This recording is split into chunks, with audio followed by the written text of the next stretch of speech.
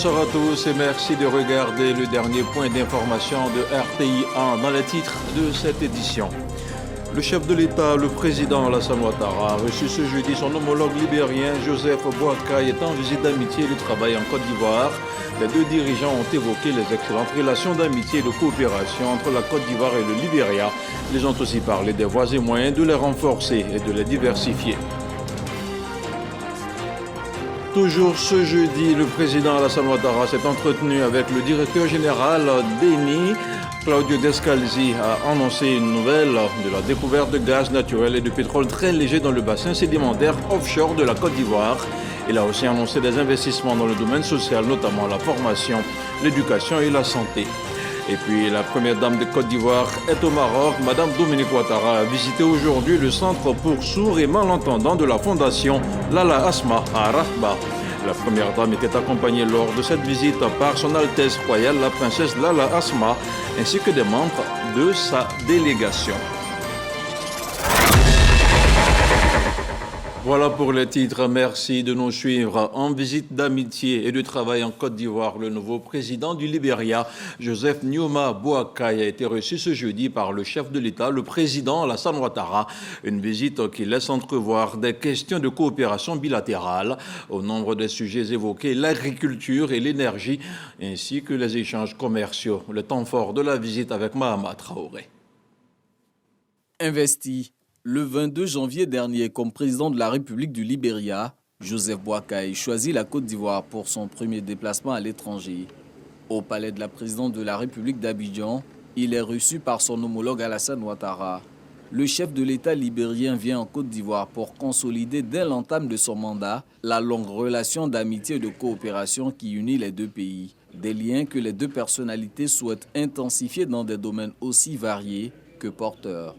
Monsieur le Président, je voudrais vous renouveler mes chaleureuses félicitations pour votre élection à la magistrature suprême du Libéria et vous souhaiter plein succès dans l'exercice de ces hautes et nobles fonctions. Les relations sont anciennes, historiques et pleines d'amitié et de fraternité. Et cela, nous en sommes très fiers et très heureux.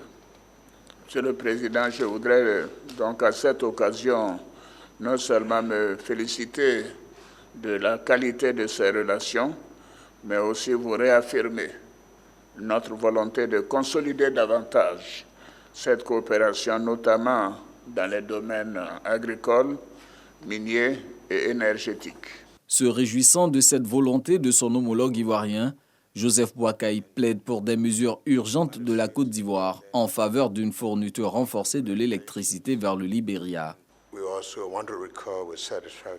Excellence, nous avons une longue liste de vos actions formidables que vous avez su mener et qui ont contribué à améliorer nos relations et qui ont encore aidé le Libéria à grandir, surtout dans les domaines de l'électricité et de l'agriculture.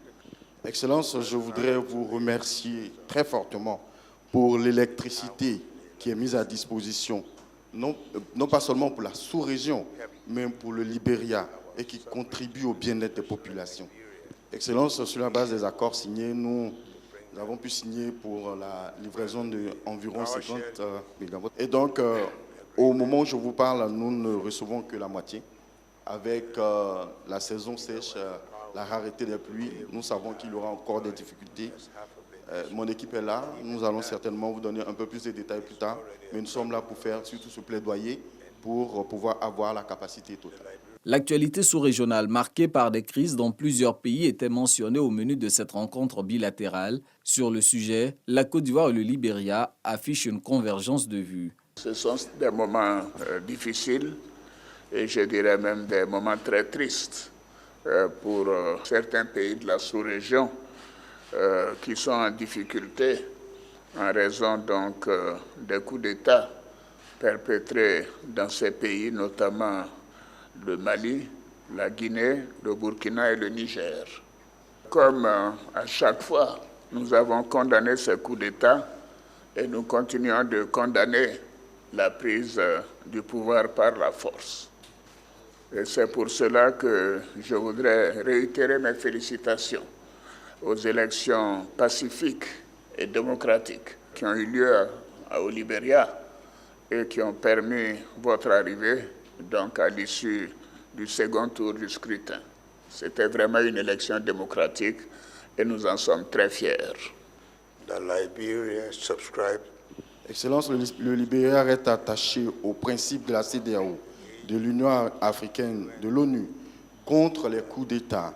Et nous avons eu l'occasion de discuter du traitement à accorder à nos anciens chefs d'État. Nous pensons que c'est une chose à poursuivre selon votre vision et cela va aider à mieux stabiliser nos pays.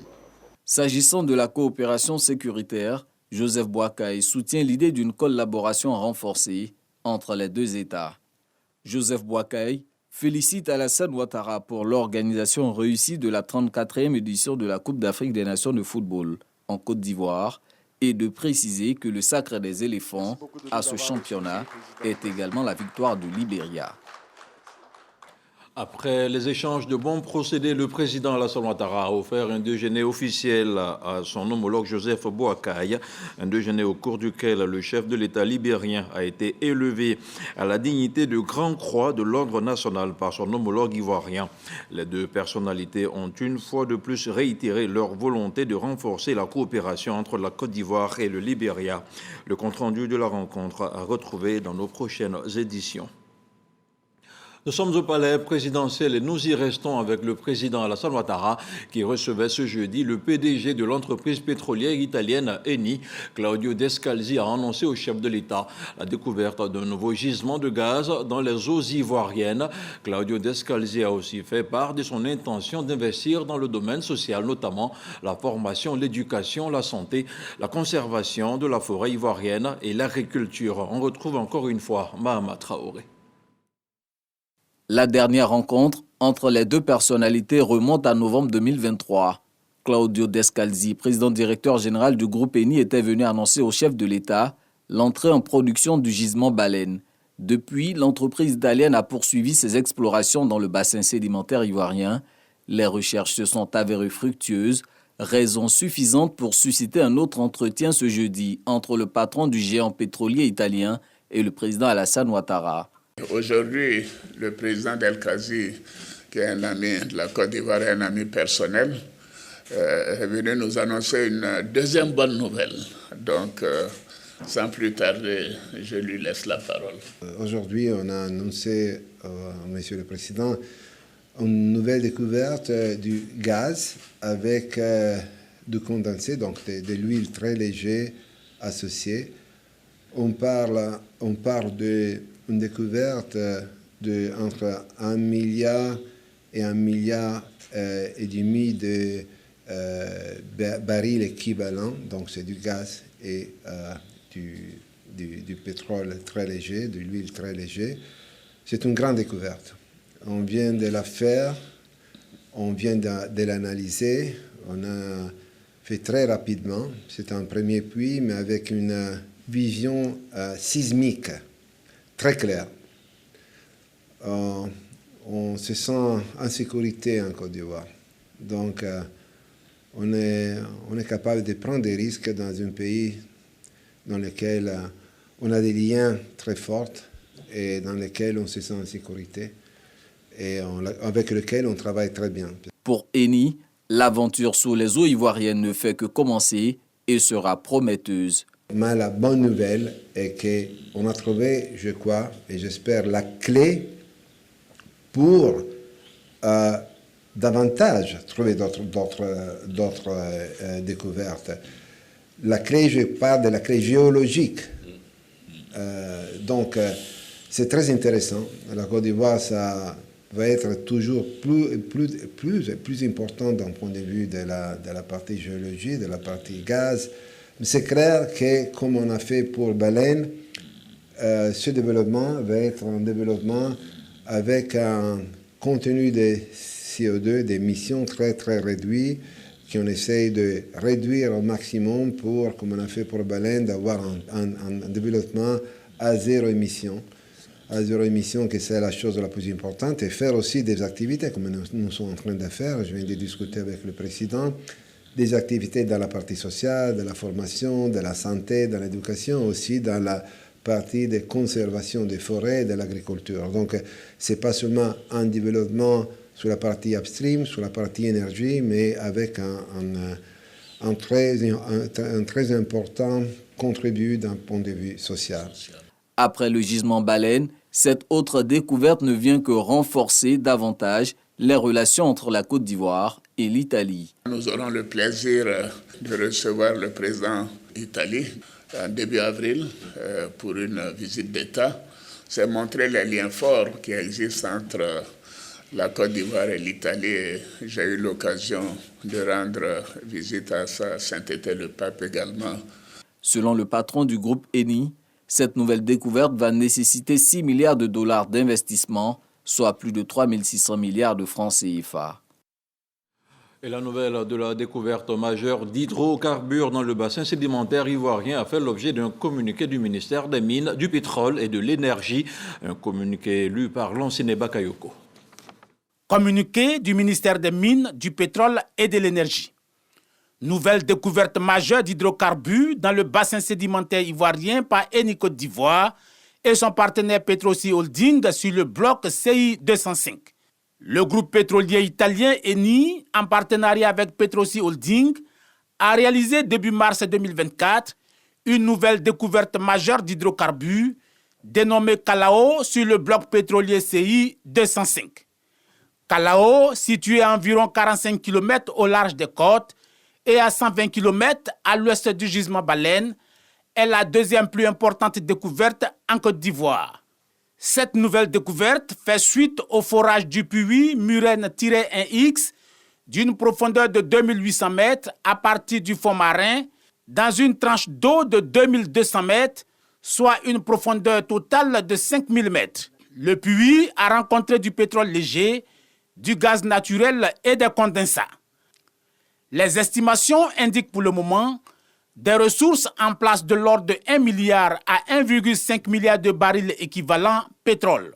Ce nouveau gisement Calao, beaucoup plus riche en gaz naturel, permettra à terme de répondre aux besoins du pays pour la production d'électricité. Fait à Abidjan le 7 mars 2024. Unis, on s'entend mieux. C'est l'intitulé de la campagne menée par la Fondation Children of Africa en collaboration avec la Fondation Lala Asma en vue de lutter contre la surdité chez les enfants.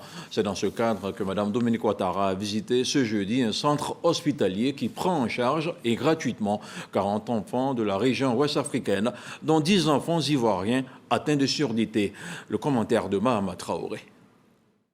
Rabat, capitale du Royaume du Maroc. Arrivée mardi, Dominique Ouattara, première dame de Côte d'Ivoire, s'est rendue ce mercredi au centre hospitalier universitaire Moulay Youssef. En compagnie de son Altesse royale, la princesse Lala Asma, elle se rend à la maternité de cet établissement pour lancer la deuxième phase de la campagne Unis, on s'entend mieux. Campagne visant à soigner des enfants atteints de surdité. Ici sont pris en charge une quarantaine d'enfants de la sous-région ouest-africaine, dont 10 Ivoiriens, tous sélectionnés par l'hôpital mère-enfant de Benjerville. Les soins médicaux et le séjour sont gracieusement offerts par les fondations Children of Africa de la première dame Dominique Ouattara et Lala Asma. En visitant les enfants malades, les deux donatrices sont venues s'enquérir de l'évolution de leur état de santé, de quoi réconforter leurs parents. La majorité des enfants a autour de 4 à 5 ans et ils ont été sélectionnés également sur ce critère-là parce que passé l'âge de 5 ans, ces chirurgies ne pourront plus se réaliser. Donc c'était la dernière chance pour eux, d'autant plus que le diagnostic a parfois été fait très tôt, mais manque de moyens financiers, ces patients n'ont pas pu bénéficier de cette chirurgie. Au-delà de 5 ans, ils n'auraient plus la possibilité d'avoir recours à cette chirurgie de réhabilitation et ils n'auraient plus jamais eu la chance de pouvoir développer un langage oral. L'enfant a suivi son opération et son implantation en bonne forme. Il est ressorti après les premiers instants de reprise de conscience. Il ne s'est plaint de rien. On a toute la médication qu'il faut. Je suis reconnaissante envers la première dame, la princesse du Maroc, Je leur dis infiniment merci pour cette chance qu'ils ont fait à mon enfant ainsi qu'aux autres enfants dans ces conditions-là. Nous lui disons merci infiniment pour tout ce qu'elle a fait pour nous et son Altesse Lala Asma. Merci infiniment pour tout. C'est en tout plusieurs dizaines de millions de francs CFA que les fondations Children of Africa et Lala Asma ont déboursé pour aider ces enfants à entendre mieux. Ce partenariat permet également à des orthophonistes africains, dont des Ivoiriens, de renforcer leurs capacités auprès de spécialistes marocains. Rappelons que la première phase de la campagne Unis on s'entend mieux s'est tenue en octobre dernier à l'hôpital Mère-Enfant de Bingerville. Toujours à Rabat, Madame Dominique Ouattara a pu suivre ce jeudi la présentation de capsules vidéo produites par le ministère marocain de la Solidarité. Des capsules qui mettent en lumière le programme d'accompagnement pédagogique dédié aux familles des enfants sourds. Ce programme permet aussi d'identifier et de relever les défis auxquels les personnes atteintes de surdité sont confrontées au quotidien et afin de favoriser une meilleure inclusion sociale. D'autant que le Centre pour sourds et malentendants de la Fondation Lala Asma est une structure qui offre une scolarité spécialisée permettant aux enfants souffrant de surdité de suivre un parcours complet, du primaire jusqu'au baccalauréat. Retour ici en Côte d'Ivoire avec la présidente du Sénat, Mme Kandia Camara, qui a reçu mardi dernier le président de la Grande Assemblée nationale de Turquie. Avec Numan Kurtulmuş, les échanges ont porté sur le renforcement de la coopération parlementaire. Les deux personnalités ont aussi salué l'excellence des relations entre Yamoussoukro et Ankara. Herman Guibé.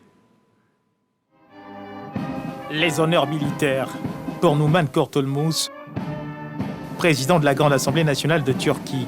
En visite en Côte d'Ivoire et à la tête d'une forte délégation, il est reçu à la permanence du Sénat ivoirien par la présidente de l'institution, Kandia Camara.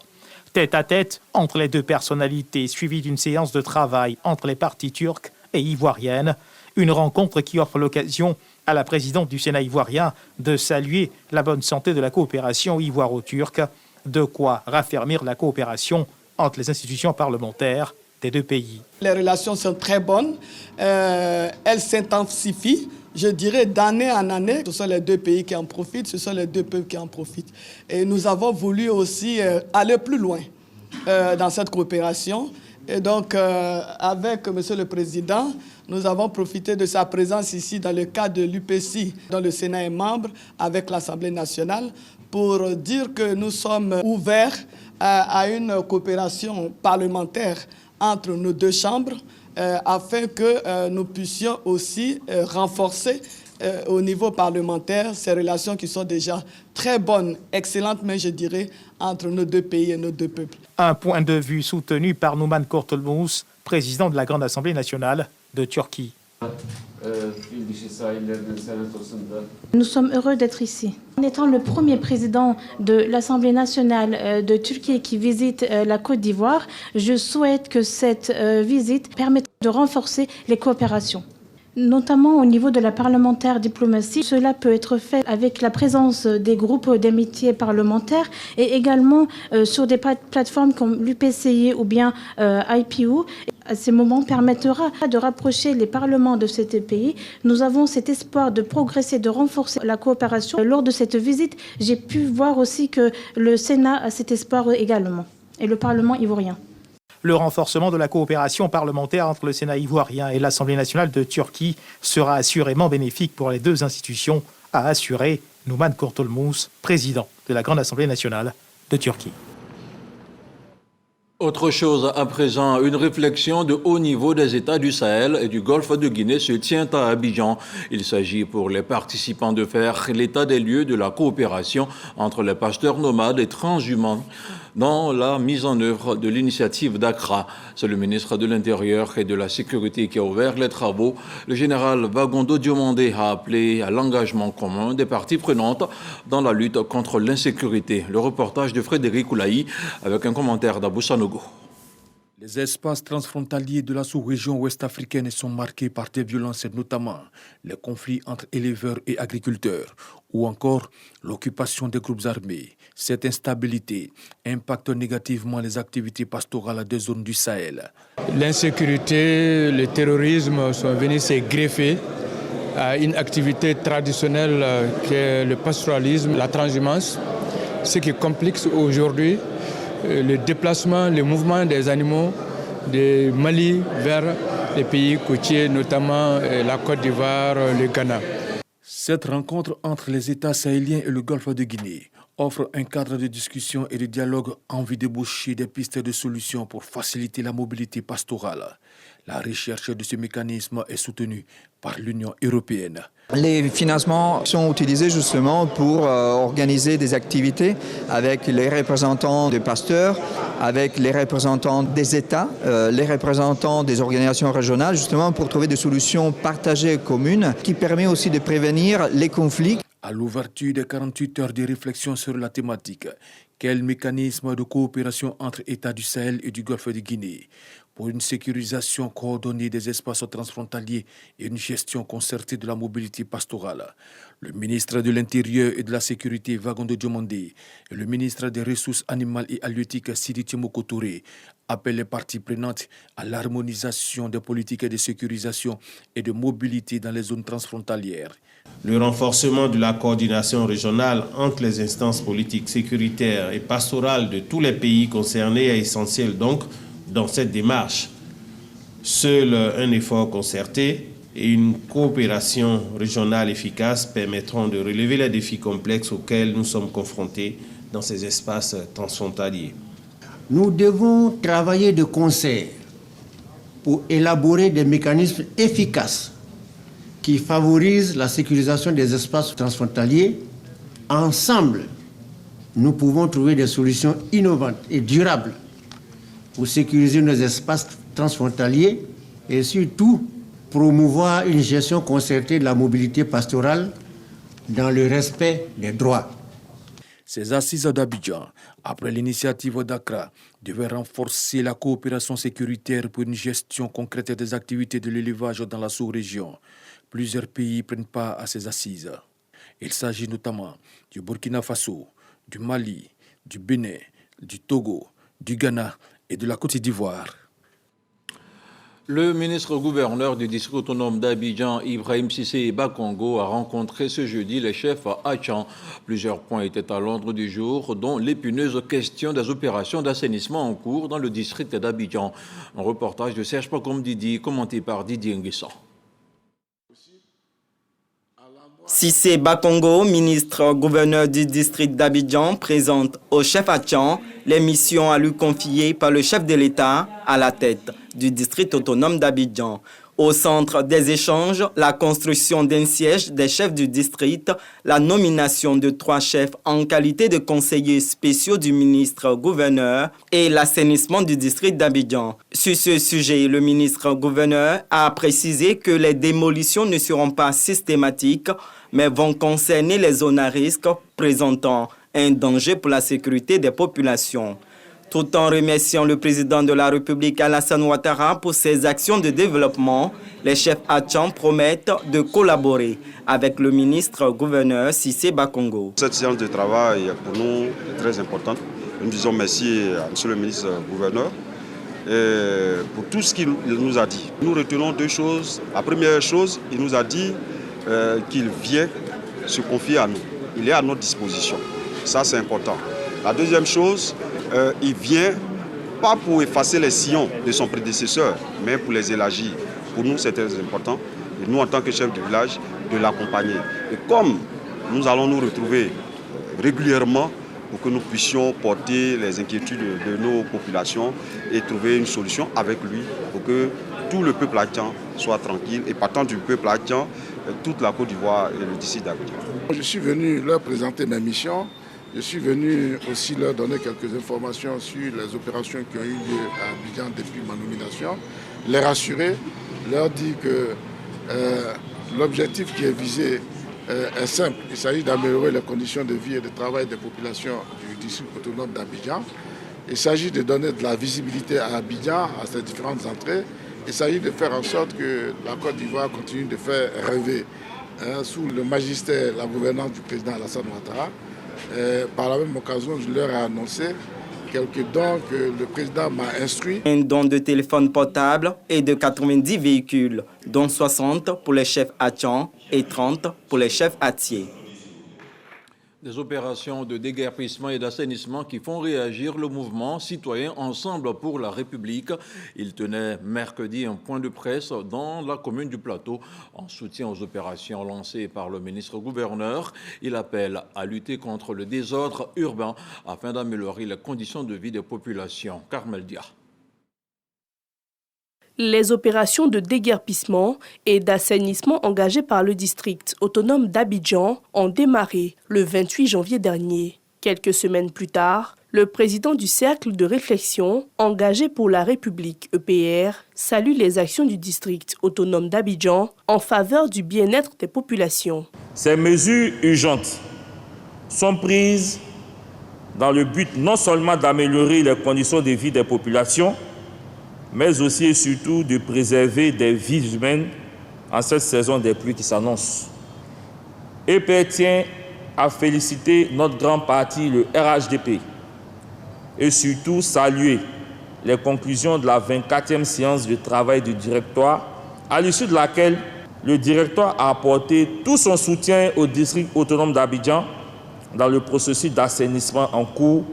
Plus loin, Abraham Sanogo invite les collectivités décentralisées à s'impliquer dans cette opération d'assainissement.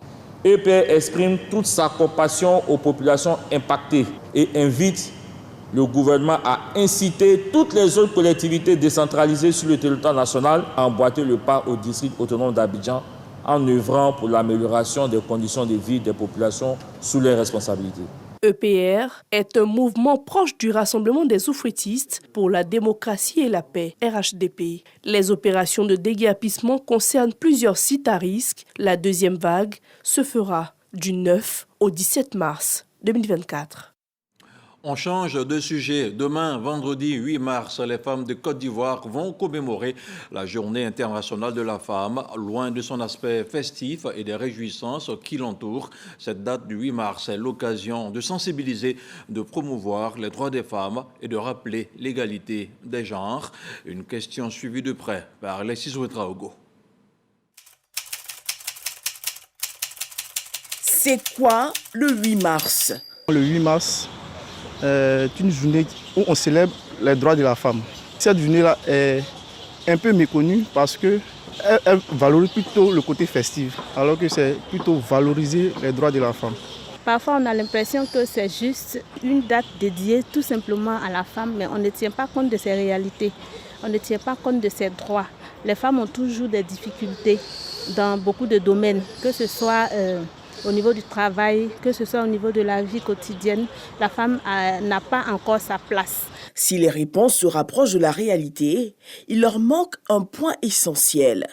Le 8 mars est une date internationale dédiée à la célébration des droits de la femme et à la lutte pour l'égalité des genres. La journée de la femme, c'est comme le 1er mai. Comme le 1er mai n'est pas la fête des pères, la journée de la femme n'est pas la fête des mères. C'est une journée au cours de laquelle on doit réfléchir.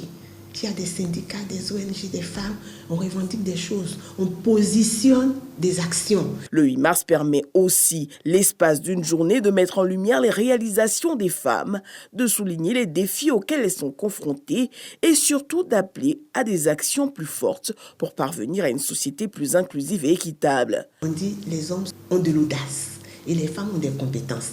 Mais si tu as des compétences que tu es à terre, que tu ne mets pas un peu d'audace pour pouvoir faire sortir ce que tu as, c'est un problème. Maintenant, pour la société même, pour les dirigeants, pour les hommes et tout ça, il faut les former. Il faut que la tête, que ce soit un homme ou une femme, il faut que la personne comprenne que les questions de valorisation des femmes, c'est pour le pays. Ce n'est pas pour la femme elle-même. Il y a des femmes même qui ne comprennent pas, mais on leur explique. Tu es DG, tu es contente, mais tu dois donner à ton pays. Cette journée n'est pas que l'occasion de se faire belle dans des pagnes, mais surtout de sensibiliser, promouvoir les droits des femmes et rappeler que l'égalité des genres est essentielle pour un monde plus juste.